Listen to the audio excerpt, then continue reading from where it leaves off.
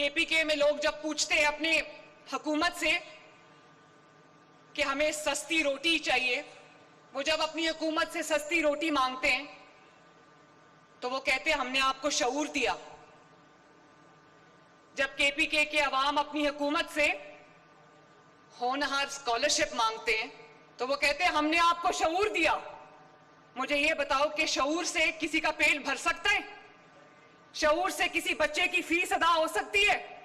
जब लोग उनसे पंजाब की तरह का इंफ्रास्ट्रक्चर मांगते हैं, सड़कें मांगते हैं, तो वो कहते हैं हमने आपको शऊर दिया।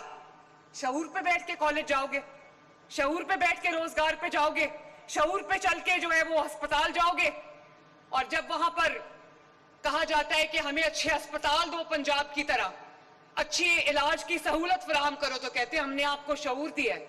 अब दवाइयों की जगह लोग शऊर खाएंगे।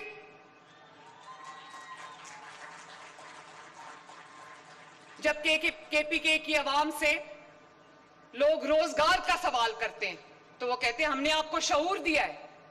अब लोग शऊर को कमाई का जरिया बनाएंगे।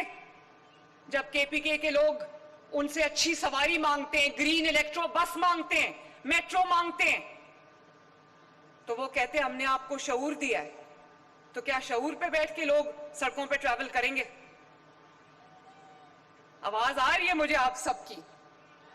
आ रही है, आ रही है।